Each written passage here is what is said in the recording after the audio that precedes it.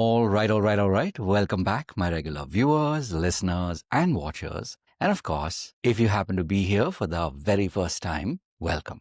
Before I go any further, my name is Rahul George, India's premier iHypnosis life healer coach and your personal guide. And of course, a special warm welcome to all of you, our viewers, listeners, and watchers of the iHypnosis life coaching journeys. This is, of course, our first pod that we're recording live in 2026. So, we have a lot of surprises in store for you, a lot of powerful stories. And what better than to kick off this year with a very special guest? I'm looking forward to, as much as you are, listening to and getting to know Manas, our special guest. So with that, let's put our hands together. And Manas, of course, this is your cue. You can turn on your camera, and good to have you here on the iHypnosis Life Coaching Journeys pod. Yeah, thanks a lot. It was a good introduction and good start to 2026. Nice. So, something that I always like to begin with is, so when someone asks you, so, Manas, what do you do? What do you typically tell them now? I'd like to add something here. Uh-huh. We all do some or the other things, Mm-hmm. There is some work that we all do. It is important, but what is more important is why you do Yeah. something you do. Huh. So that is more important for me. Right. So I will answer you the first thing Uh-huh. that what I do. I'm a tarot Mhm. teacher. I help people learn tarot and, raise their consciousness level and help the society. But why I do it is more important. And that is because I'm on a mission to build a Right. more conscious world by helping individuals reconnect with their authentic spiritual truth through the wisdom of tarot and other occult sciences. Because Beautiful. this is a tool that we can use to uplift the whole society, because spirituality is something which makes you think more about others rather than just about you. So as we are into coaching, as we are into teaching, I think this is the first principle that we should be thinking about others upliftment, and how we can contribute our thing to the world. So that is why it is more important why I do this. Beautiful. Something I find, and it never ceases to amaze me. Every guest that has answered this question, there's one thing that I notice. There's a fluency with which you describe who you are at this point. Of course, what you do, why you do, those elements are an important part. But what I find fascinating is that when you talk about who you are, it flows very, very freely. Now, having said that, I'm sure, like a lot of healers and coaches, this didn't happen overnight. This has been a journey for you. You've obviously been through many twists and turns, as they say, trials and tribulations. But through all of that, you've gone beyond all of that. And that's why you are here being who you are, right? So the whole purpose of why this podcast exists, the iHypnosis Life Coaching Journeys, as the name suggests, is to take us back in time and give us a sense of how did you get to be here? What were your moments where you leaned in? What were possibly moments when you leaned back or sideways, and therefore life shaped in a certain way? So I'd love for you to take us on a journey, take us back as far back as you want to give us a sense of how you came to be who you are, and why you do what you do today. Yeah, that's a interesting question, and I should say that is a very deep question because it has many layers into it. Yes. So, okay, starting from the first thing that you have asked, what is my backstory? Why did I choose to do what I do? Mm-hmm. You see, I think it was 7-8 years back, or maybe 10 years back, when my wife was in a dilemma and she wanted to consult an astrologer. I took her to a known friend who recommended us an astrologer. Also, he happened to be his relative or something like that. And that just made us think that, okay, at least we will be in good hands, and it is no fake thing or Jola Chap thing that we are going to notice, at least at that time. But the experience went southways completely. Okay. Because he told my wife that you have some, I don't know, Brahma Hatya ka dosh and this and that, whatnot. And my wife got very scared. We went to a second one. She said, and she was in, like in a very reputed website. She was among the top 10. Oh, right. So we said that, okay, maybe that astrologer was not that good. Let's try someone else. And who has more, reputation and all. Yes. But this, like the same thing happened, not exactly the same, but a similar thing. Now, this astrologer said that because she sensed that my wife is she's vulnerable and she's very concerned about her health, that there shouldn't be anything in my health zone and all that. So she said that, okay, I see that after 5 or 6 years, you may develop some kind of tumor, some kind of cancers, and this and that. She scared her and then asked 1.5 lakhs for a Rudraksha only and a puja, some homa or something like that. And my wife came and told me, and I was pretty sure that she was just bluffing, because she just sensed that she is in a vulnerable position, Right. and that is why she is saying something. So I tried another 2, 3 people, and I found out that nobody is actually concerned about the problems and the feelings of the person who is coming for help. With my experience, I know this. Unless and until, कहते हैं ना कि आपके घर में जब तक चोरी नहीं होती, आप पुलिस वाले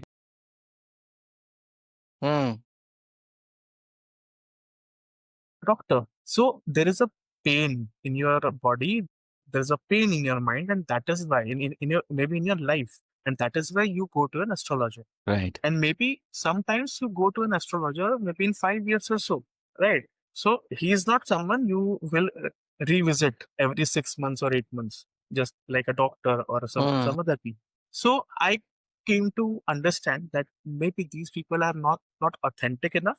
Plus, maybe these people are, they know that this person is not going to come to me for another 4, 5, 6 years, or maybe not after this call as well. So I should just squeeze the maximum amount that I can. So I wanted to study myself, that whether this science works or not, first of all, and what is the problem. Like, one important element that struck to my mind is, when you talk to a doctor and the doctor diagnosis fails, you go to another doctor for a second Correct. opinion, sometimes even a third opinion. You never say that medical science is a failure. You will say that the doctor failed. You will say Correct. that the doctor wasn't good. Exactly the opposite happens over here in astrology. If you find a bad astrologer, you will say astrology science is bad. You will not say that the astrologer was bad. So this was something I thought, and I took it on myself that, okay, I am an intuitive person. I have been I have been a person who is keenly interested into these subjects. And I know that these subjects are not the problem. The people who are using it, or maybe misusing it, if I put it. So that those people and their psyche is the problem. So maybe some things needs to be changed. And that is why I took it upon myself that, okay, I'll study and I'll try to help, and I'll try to change this particular scenario, that the science is bad, or maybe the people associated with this science are bad, or maybe some people who Right. were just going to make you fool. So that is how my journey started as an astrologist.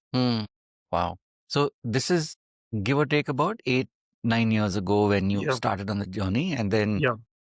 so how did that proceed? So you had the experience, and that kind of got you to think about it, and then you said, okay, I'm Yeah. intuitive, let me go deeper into studying it. Yeah. What was that journey like? I studied some books when I was in college, like I was 16, 17, and I used to study astrology and numerology books. So whatever I learned, now that happens that you try to find some or the other guinea pigs who are at your home only, or maybe in the friend circle, and then you tell them that, okay, I am seeing this, so maybe this is going to happen in your life, that is going to happen in your life. You should choose this career, that career. And it so happened that after like 5 years, sometimes 8 years, 9 years down the line, all the predictions that I did maybe 10 years earlier, or maybe even all those predictions came true for each and every person. So that gave me some kind of authenticity, Right. and some kind of believe that, okay, maybe I can do this, and maybe I can do this professionally. Because if you're interested and you're doing, that is okay, because you're not pretty sure you are going to help someone or not. And that is why you don't charge also. But when you want to do something professionally, you need to learn it professionally first of all, and then you need to be responsible enough, because you are now going to help or maybe break their belief or trust that they have put it in you and the science as well. Right. So then, yes, I did a lot of certifications, I did a lot of trainings, and the learning journey hasn't ended yet. I have been learning continuously. Like, I have at least 25 certifications of different or occult modalities, and I still continue to learn, and I still continue to just dabble into that what is new and what I can learn, and and how I can give back to the world. So in this whole journey, I found out that okay, maybe I know it well. I am trying to add value, but how many people I can add value to Right. is that is a very finite number, because I cannot spread it like the way I want. And I just remembered that okay, why I started this was because I wanted to make some change in the society. I wanted to make some change in the outlook, that how you see astrology, how you see tarot, how you see the practitioners also. So then I came into coaching, and I tried that okay, whatever I have learned, I'll try to inculcate those kind of values and the knowledge to the other people. And that is how this journey started. And I started to coach people. And I have now students from US, Nice. even Amsterdam, Germany. So that is how it is. Nice. Share this. This is a very interesting angle you just talked about. Something along the way got you to go from, okay, I'm looking at the occult sciences and, you're doing the various certifications. And something made you also look at the coaching element.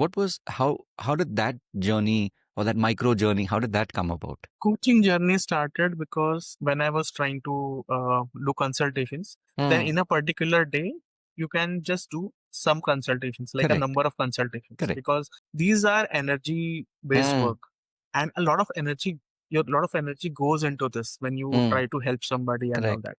And if you try to like just, like I also was working for a platform 2-3 years back, like the famous astrology platforms that you have nowadays. So there I found out that even I am doing like maybe 10, 50, or maybe more than those consultations, because in a span of like 2-3 hours, I could easily do 50, 60 consultations over there. But then I thought, what is the real value I'm adding to their life? First of all, on these platforms, generally the questions are very silly, and they are not the questions to be asked to a astrologer, and it feels like a waste of time completely from my side. And I feel that maybe those people are also doing कि हाँ 5 रुपए का है, 5 rupees, 10 rupees, whatever they are spending Right. on it.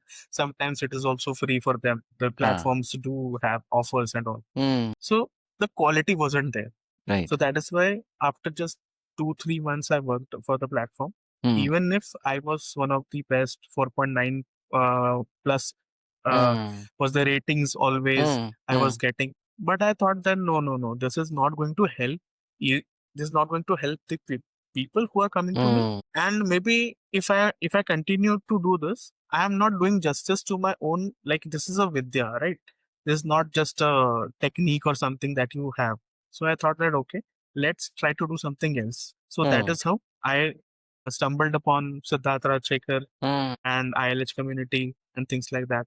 And then I thought that okay, this is a better way to do the God's work or the service that I can even I want to do for the humanity. And what better way is to put yourself out there online and use the digital and online space to Right. educate people. So my journey started from there. Yes. Yeah. This was around early part of COVID or Yeah, around after that? COVID to 2020, 2021. Because I 2021. started making my content in 2021, I suppose 2021, 2022, round about that. So in that area. Yeah. Nice. So the 5 years before that, and now post COVID another 4-5 years. So that's been Yes. the 9-year journey that Yeah, you've yeah, been yeah. on, Yeah. right? Beautiful. So like I said, the purpose also of this podcast is to show and tell other people, especially healers and coaches, because that's our main audience. When you listen to your story, when they listen to your story, at one level, it reminds them that there are a lot of similarities. And also, along the way, maybe we'll talk a little bit about that. That'll, I'm sure, also help them. So along the way, were there any moments where you you were, second guessing yourself? You're like, okay, maybe I shouldn't be doing this, or maybe it was a miscalculation, for lack of a better word. Were there any of those moments that you had, especially, let's say, in the last 5 years, or maybe even the last Yes, of course, 9 years? of course, because many a times what happens is, especially when you are not spending on ads. Like I was not doing any ads till now. I am not doing any ads. Maybe I'll start it in the future. Huh. But in the organic journey, Mm. what you do is you are putting your content. Maybe Correct. you are doing some online classes, maybe free of Mm. cost, because you want others to first, get a taste and Correct. all. Correct. So I was doing all that and I was not getting anything because at least I wanted a student, but I was not getting a student. I was getting a lot of consultations because people do consider that please hamara dekh lijiye. So that is how I was getting that. Even I went, I think, for like 70, 80 days straight. Huh. I was live every day on Facebook. Huh. So I tried that also. Mm. But that also gave me like 2 students and hardly, and there was a lot of consultations. Like consultations is something is like bread and butter to me. So that comes easily and it is an everyday affair. Correct. But students, I was always concerned about that. Nee, I want students because I want to teach. Right. But what happens is in the organic journey, you are, you feel helpless a lot of times because no matter how much, how better content you are giving out, like Abhi, it is, I think, 600 plus or maybe 700 plus videos that are there sitting on my YouTube channel. And there was a time when there was no subscriber also. Like the subscriber count didn't move much, but I was putting out the videos. So at those point of time, you need a lot of hope, motivation, a lot of family support, a lot of belief, because that begins to crumble. You question yourself. Yeah. Yeah. Are you really the person that you need, that you Yes. want to be, even?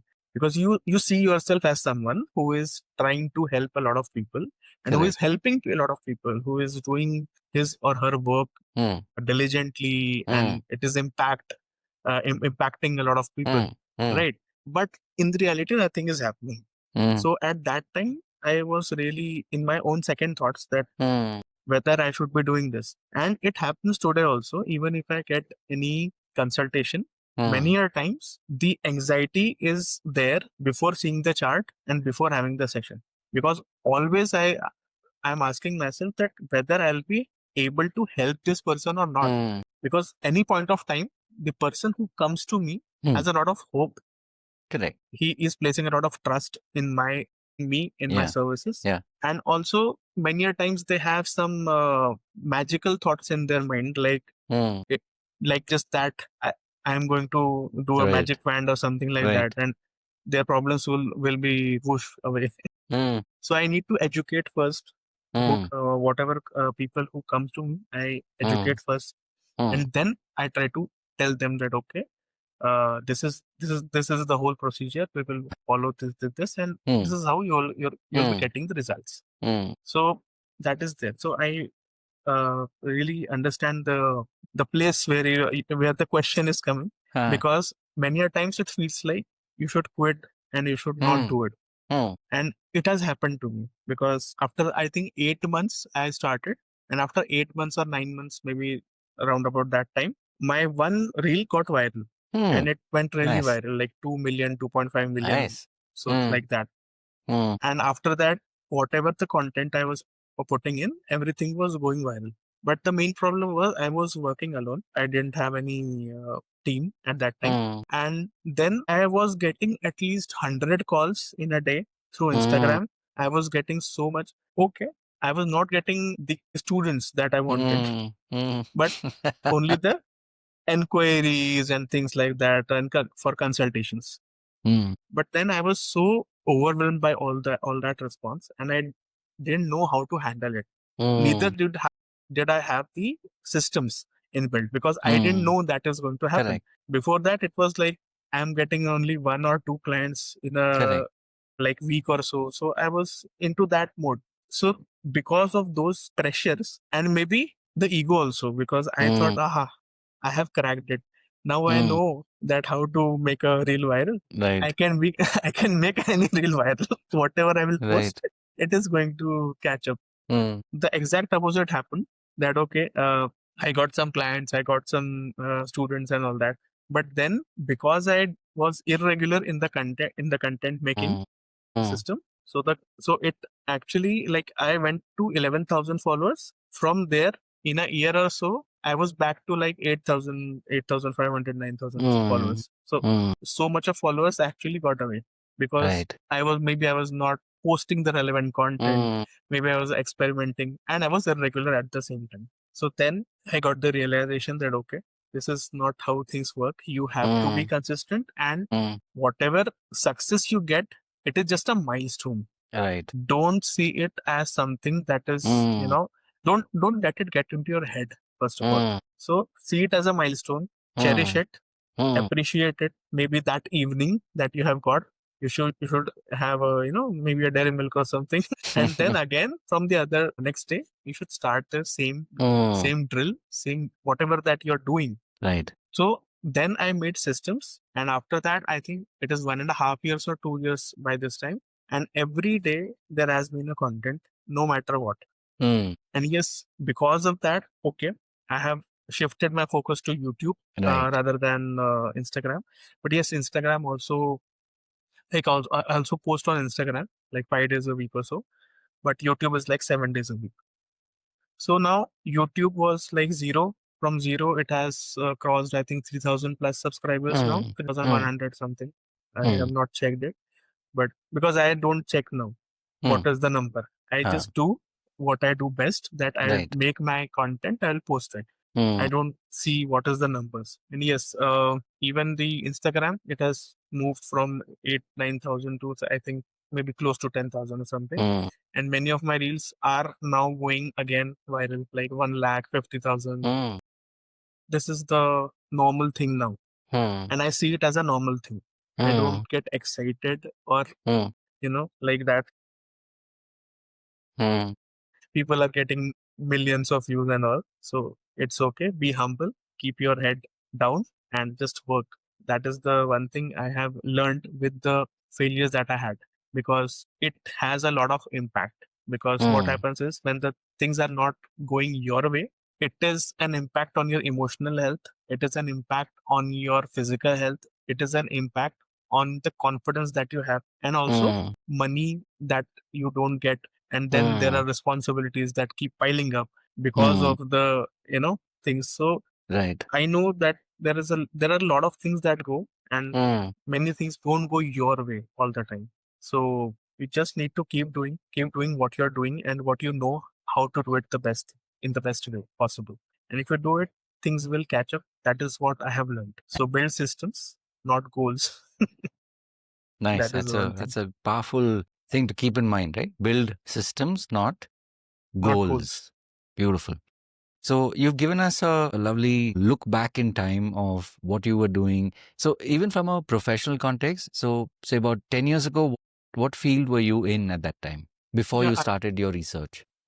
I was into IT operations. Okay. I was doing that corporate Interesting. job, and now I'm into this. Wow. Amazing. So now that we've caught up with the journey, this is one part of the journey from a professional point of view of how you went from your previous career into this one. Tell us also now, in the present context, tell us a little bit about what you do today, why you do it. I know you talked a little bit when we started, but tell us now more in detail, because again, one of the main reasons why I am, driven and very keen and passionate to do these podcasts is, we post-COVID, a lot has shifted at a universal level, meaning that everybody has had that similar yet different experience during COVID, right? And there are a lot of repercussions of that most of it we don't even know at this point, right? Maybe some of it is in a health context, whether people talk about, disease, things like that. There's a little more awareness today as compared to before. Pre-COVID, we were all kind of very, very oblivious. But the COVID ke baad, it has kind of shaken up a lot of people. And those first 2 years, there was a lot of that, moment of silence, and then this awakening that was starting to happen. So one of the reasons why, I do this pod is because I want more people to get to know. In this case, I want more people to get to know you, right? Because as you did it in your time, when people are looking, this is an opportunity for them to get to know you, right? Because they will find this as a podcast, they'll find this as a YouTube podcast, they'll find this on Insta, various other channels. The point is that when they get to know more about, like, what is it that drives Manas, like what does he do in terms of programs, plus also your philosophy, what truly moves you. So share with us a little bit more about that. Like, what do you do in the current context of what are maybe some of the programs that you're running today? I think the thing that you mentioned, that what COVID changed for a lot of people. So in COVID, I lost both of my mamas and my nanny in 25 days flat. All three deaths in 25 days. Like every 9th, 10th day, I used to hear that, okay, this mama is gone, second nanny is gone, third mama is gone, like that. So in 25 days, it was a heavy shock for me because I was very close to my mama and nanny. And that made me thinking that whatever we are doing, if we are gone the next day, maybe the next year, what is that I'm going to leave behind? Is there or will be there any person who will take my name? Because I have heard this somewhere that you die twice. I think it's Blair Singer who mentioned that you die twice. Once when you die, a physical death, and the second death is when the second one is that when your name is taken for the last time. So that particular one thing shaked me, and I thought that I should be doing something that outlives me, and at least in some part of the world, somebody should take my name so that I don't die an early death. Even if this Panchatattva Sharir is gone, then also I should have something that I leave as my legacy. Many people think about that, okay, we will have a lot of wealth and that we will leave as a legacy. But yeah, that is a good thing that you can do for your own family. But what can you do for others, as in humanity, as a race, as a society? So then I started to write books at that particular time. Wow. And then I wrote like biggest mota books that I could write. And now I have, I think, three. Yeah, the third book is going to be launched soon in the Delhi World Book Fair, which is around the corner. So it will be launched on 16th of this month, 16th of January. And I have written two more books, and all the three books are for tarot only, because I selected that you should be working in a single domain. Even if you know a lot of stuff, but you should work in a single domain that can have a good impact on people. And whatever that I do in my whole program, I try to completely, maybe in a concise manner, because you cannot fit everything into the book, because otherwise it will be too much to read. But in an essence of it, I try to pack my knowledge and do this. This is my book. Nice. Tarot Wayfinder. So this is also going to the World Book Fair. Then this is my second book, Self-Reflection Journey. This is also going to be displayed in the World Book Fair. And particularly the Self-Reflection Journal is something which I have written, and I think that I have given the most thought about. Because if you or if any person would actually fill that journal, people have told me that in like 10 days, 15 days, they were seeing some shift inside them and something was opening up, and they could really feel that, yes, the healing has kicked in and they are getting healed. So main agenda for writing it was because people have a lot of stress. We don't meet people nowadays. We don't share our concerns. Even if we have something, We keep it to ourselves, and at times we are proud about it also. That I don't ask help from anybody. I am strong. I am this and that. And many a times these strong people die of heart attacks because they are not opening their hearts. So the heart cracks open. So because of that, I thought that okay, if I can create something that can act as a companion, that can act as a buddy, where you can write your heart out, and you can in the process you can also know yourself better, because we don't spend more time with our own selves nowadays, although we spend a lot of time with this, like this is the fifth limb that we have now. So I just thought that okay, do some things that will have a future impact, maybe even when I am gone. So I could just self-publish the book and keep it on Amazon, but I hired a publisher. I got it like published, edited, this and that, everything, so that maybe I have put in the I'm putting the best effort according to me. It may not be that great because I have my own limited knowledge. What if I am gone? Will this book survive another like 50 years, maybe 100 years? So with those things into my mind, I got to a publisher. I told him this is my vision, and that is why I want to write. Like I wanted to write always. I have written something. I want to write more. But will you help me to package it in a better way, even articulate it in a better way, so that maybe if somewhere I am not, I may not have the best words. So just put those things into place. Take whatever money you want, but do it in the best possible way, so that this is something that I want to leave for my daughter. I want to leave for generations to come, so that जब भी कभी tarot की बात हो, at least एक नाम तो रहे लेने के लिए. There was some person who did his part, and he wrote good books. So that is what motivates me to do things. Yes. Secondly, there is coaching. So I do a course named Tarot Success Mastery.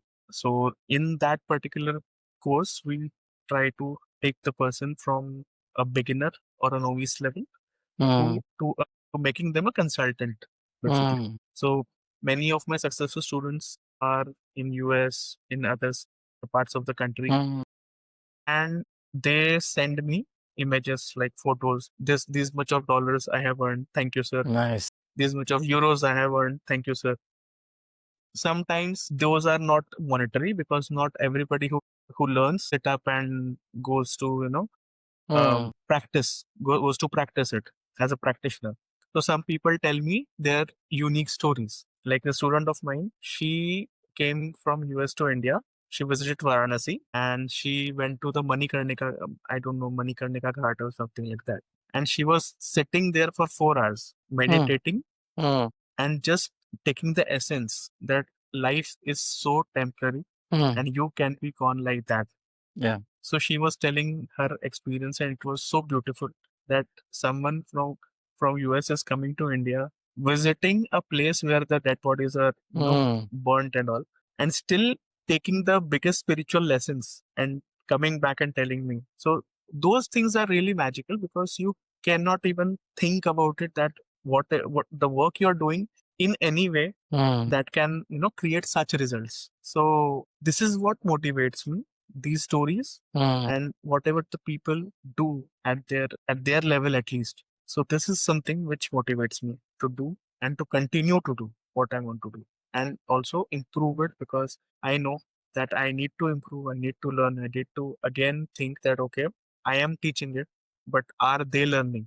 So more than teaching, I need to think about how to make it learn, so that they can easily learn it and easily implement and also use it for their own good, for maybe for helping others also. So that is it. Right. Beautiful. I'm, I have to ask you this. You spoke earlier about how you were getting clients, but you're looking for students. So since you talked about your mastery program now, when did that shift happen where you started to get what you wanted all along, which was students? And then that has obviously now grown into what it is today. So walk us through that journey of how from I'm only getting consulting to finally, something shifted and then one student, and then two, and then that has grown now to what it is? Because there was a internal block in me only that I am a consultant, because I am a very good listener. I can understand the problems. I can offer solutions. All that is good. I'm excellent in it. Like literally far excellent. I'm very good at it. But maybe I'm not a good teacher. Maybe I'm not a good coach. Because in coaching, what I have seen, or maybe you also coach. So what you do is you ask questions and you help others to come up with their own answers. Right? Because as they answer you, they arrive at their own answers, and that is how coaching is done. Correct. Right. And I was trying to do the same in the earlier state. But then I slowly, with a lot of difficulties, I understood that sometimes the problem is very subtle. True. It is not at the surface. It is very, very subtle, deep inside. My problem was, I was thinking that I'm a coach because we are in the coaching industry and this and that. But then I understood that no, I am not a coach, because what I'm teaching is teaching. Like I literally teach, because my students know nothing about it. Correct. I have to tell them from A to Z, then to make the sentences, then to write essays and things like that. Correct. So basically, I am a teacher. I'm not a coach. So then when this particular thought came into my mind, this changed my philosophy and even the identity that I looked myself with. Nice. And that is how I started to get students, because now I wanted students and I was a teacher as an identity also. I was not a coach, because a coach's work is different, but a teacher or a mentor is different. So I can be a teacher, I can be a mentor, but not a coach. So that is how that switch, like it was in my own mind, but that is how it is. When your own mind switch flips, things flip in the reality. So this was a very big bulb on moment, that you can say, for me. It did tell me a lot about your own brain, how it works. Because as we also say in our Hindu culture, that there is a sharir, there's a sukshma sharir inside. So maybe that sukshma sharir wanted something else. There's subconscious which wants something else. And unless and until your conscious and subconscious are aligned, you're not going to get results. Correct. So this was my breakthrough. Maybe some other people may get some other breakthroughs. And through the different kind of breakthroughs people do, come into coaching, teaching, and maybe some other things. Yeah. Beautiful. Love that answer. So Thanks. We've given a sense of, who you are, what you do currently. You talked about one of the programs. If I was to say, is there any particular program at this point that you want people to know? What you also talked about your book, which will be launched shortly. We are now in Jan, so at some point, would it be this month or the next month? Yeah, this month, 16th. Perfect, right? So depending on when people see the pod, they can always, and of course we have your details, so we will be sharing all the links to whether it's the programs, whether it's your store, so people can find you and immerse themselves, whether it is people who've never met you before, or it could be even your students, because they get to now hear different slices of that same story of how they know you, right? So Manas, two questions. One is, and you briefly mentioned it, but one question that we've started to now explore is, especially as healers and coaches, when we talk about family life, right? I'd love for you to share your insights, or also how it has been making that journey to where you are today, and also blending, balancing family and also what you do. So what has that journey been like? Yeah. I think it is, as a teacher, as a coach, you tend to have a better family life, and sometimes it is a blessing in disguise. Why I'm saying this is, now I spend most of my time with my daughter. So she's totally fond of her dad. That okay, he is always there. Even if she wants anything like food, fun, whatever, I'm always there. Secondly, I know that a lot of time the family sacrifices a lot for you. When I'm writing, when I'm making my own videos, even when I'm teaching. So at that particular time, there is a lot of time that goes inside what you do. and you don't realize that because you're in your own flow. Correct. So you don't know 2 hours pass, 3 hours pass, 4 hours pass. There is no sense of time as per you. But then when you go back to your daughter, wife, their faces tell you a story that how much time it was and how much support they wanted. Right. So I think whatever you do, it is the support of family that helps you do that. Whatever you achieve, it is because of the support and love from your family that makes you achieve, that makes you do things. So family is completely integral, and you cannot even, think about doing the work, the kind of work that you want to do without support of the family. So family is everything, and many a times you are also doing the work because you want a kind of life for your family. Correct. So everything that you do comes from the inspiration and support of the family, and also your dreams, like whatever you are dreaming for your own family, like maybe some Correct. vacations, some fun, even quality of life, quality of education, quality of everything. So this is all interconnected and interwoven. Normally people say there is have a balance in your life, but that is not the truth, because you cannot have a balance. You cannot say, you cannot compartmentalize that, okay, this is the time that I'll give for the family, that is the time I'll give for my business. It doesn't happen like that. So a lot of time it is just, you can say it is a seesaw effect, that okay, sometimes you will have to sacrifice some of your work so that your family gets your time, so that maybe your child's birthday is celebrated, right? And sometimes you will have to weigh your attention more on your work side, so that, and obviously at that time your family will miss you. But that is how life is. It is always going to be the seesaw effect. You do one thing, so you place your energy focus onto that, and the other thing will be suffering. But yes, you can decide the time. How much time? Nice. Beautiful. So one final question as we start to, land the plane. Yeah. This is really a very important question. Initially this was the final question we used to ask, but of late we have added these two questions. The one that you already answered, which is about family, and the second one, of course, which is about what we call the journey of mentors. So walk us through, what has your journey of mentors been? Who are these people that showed up at just the right time in your life, and that them showing up at just that time made all the difference? That's part of the reason why you are who you are and why you are where you are today. And definitely, share more specifically two reasons. Share, their name, of course, and more importantly, like what specifically they did or taught you that made that difference. Reason why I say this is also because our audience is, it's, as you said, lifelong learners as healers and coaches primarily, and we also have people who are seekers. So they're not yet discovered the healer or the coach in them, but they're on the seeking path.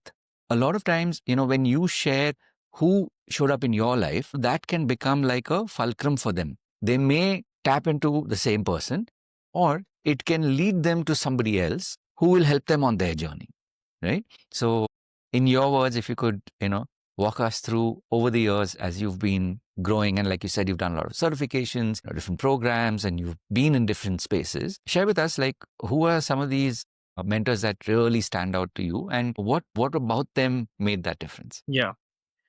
I think it was 2000. Mm, Happened to see the person, and I became the eklavya, because I didn't have the um, I didn't have person's access, but I loved what he did. So he was in a very big. There was a very big auditorium, and in that auditorium, he was making people understand the Rashi zodiac and the 12 zodiac. And the way he did it, it was so interesting. It was so fun, and I could relate to it because I was already, observing a lot of people, and I was into those kind of learnings. So that person became the first mentor, even if he doesn't know me, even if we never met. But he became my first mentor, my first guide. I bought his book, and I don't think I have read a book so many times as that book. that he wrote. And in that book, he wrote a lot of different things like planets, this, that, all related to astrology. And that became my first foundation somewhere.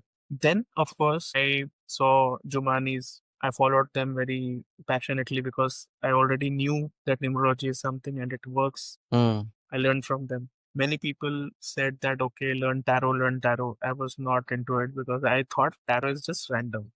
How can you tell anything? Because you're just pulling the card from anywhere. So it was very random. And like anybody would call it random, I was Correct. also the person who called it random because that is how it looks like, perceived like that. So I was not learning it for a long time. But then somehow a mentor showed up and she was taking her name was Pooja Bhatia. She regularly comes on various channels, various Indian channels, news channels, and she does that. So while she was reading, I think I posed some question, and she could find out something in my wife's life that only the person who would know her very well, like very well, those people could be predicting or they knew that that is her thing, and she told it just by looking at tarot card. That struck me like anything, and I said, what is this, and how did this happen? So then I get in touch with her, and then I learned tarot from her. Like how like this tarot, numerology, and everything came into existence in my life, and I understood that there is a higher thing that we can really understand. Right. Then slowly, Lal Kitab also entered and things like that. So there are many people from whom I have learned. But then, of course, this coaching thing started because of Siddhartha Rajsekhar and his community ILH. After that, I think Sagar Sangam Sahu of organic sales. So Sagar, I happened to meet Sagar, and because Deepak Kanakaraju was the person, and I was following him, that is where I discovered that okay, Sagar is someone who is teaching organic and all. So I got in touch with him and still learning from him the organic way. After that, there are others also. When I was judge, I basically learned the gratitude, affirmations kind of things from him. So there have been a lot of coaches, even in Sagar's community, or maybe like Sagar, Harmeet, and Rahat, all three work together. So Harmeet has also shaped a lot of perspective about sales and all, because earlier it was like I used to think that okay, sales is something which is like we cannot see ourselves doing sales and think that we are doing service, because sometimes it is just the opposite, that is what we see in the world. But Harmeet actually told me that no, sales is service and it can be service, and how to think about it, how to conceptualize the whole sales process so that it becomes a service for you. And that actually changed a lot of things for me in my own head, in my own mind, and that helped me. So yes, this was a list of all the people whom I learned from. I'm curious, you mentioned the first person that you came across and you read that person's book over and over again. Who are you referring to? It was Sharat Upadhyay. I don't think you will know, because he is uh, he is from Pune, that particular area, and he used to do one man, what you can say, ekaki कहते हैं ना, so only one person who is telling the whole stories and all. So it is I don't know what it is called, because in Marathi they call something like that, but I don't know the exact name. Can't remember. But that was very very perfect, because whatever he said about like any of the rashis, it used to match a lot, like maybe 60-70%. So that generated a lot of interest in me, that okay, these things work, and if you can tell just by rashi, just by some numbers and all about a person, then there is a lot that you can do with Right. the Right. techniques and all. Right.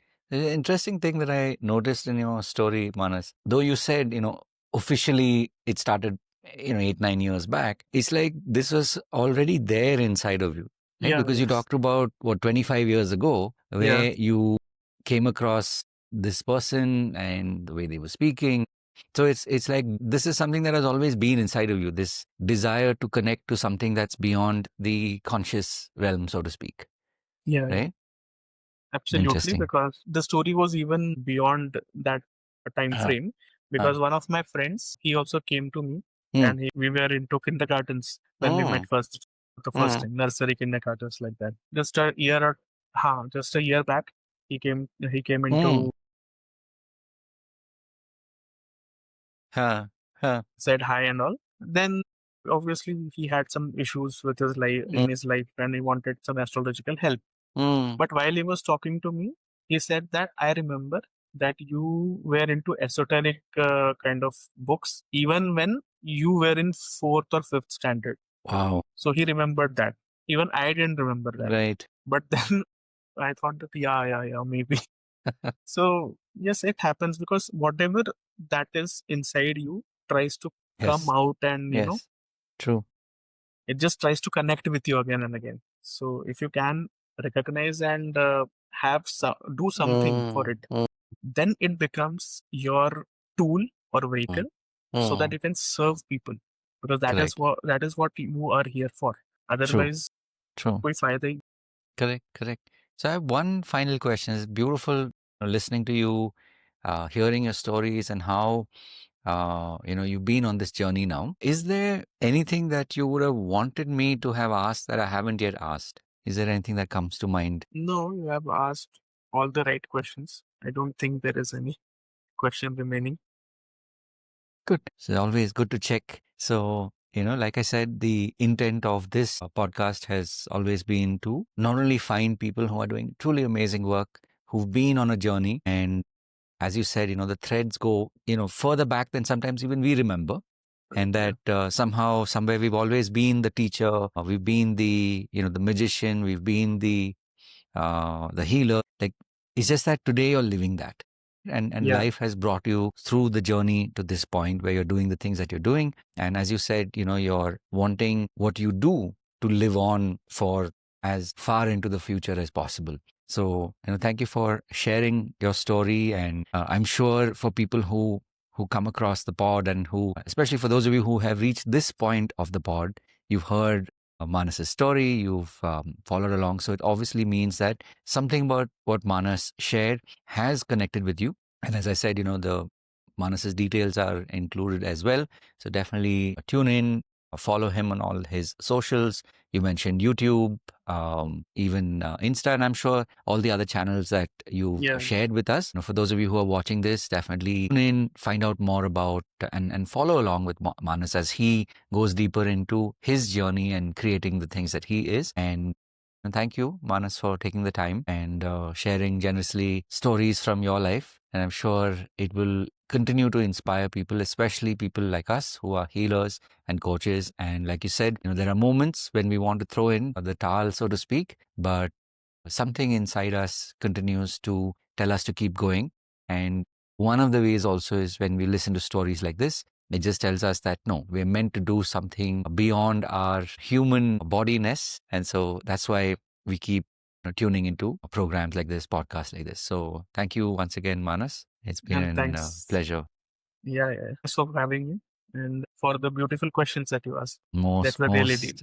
It's my pleasure to be able to host you here. And for those of you who are tuning in and who've reached this point, as I said, continue to follow Manas and his journey. And we will, of course, keep coming back and sharing these pods. This is the first of this year, and today makes it the 97th episode. So we are chugging along and looking forward to sharing more of these amazing stories of people who are doing truly amazing work out there. Whether you say, doing work of the universe, doing work of God, whoever you believe in, it's definitely a work of and from a higher power. Wish you all the best, Manas, and all that you're doing. And we will, of course, keep coming back and sharing more stories. Do reach out and let us know if you have any guests that you would like us to feature as well. So having said all of that, of course, Manas, thank you once again and wish you all the best for this year and all the magic that it has in store for you and your students, your clients, and your community as well. And so thank you once again. And as always, remember, having said all of this, to remember to live your purpose. God bless. And of course, we'll be back with another one. Okay, we will pause.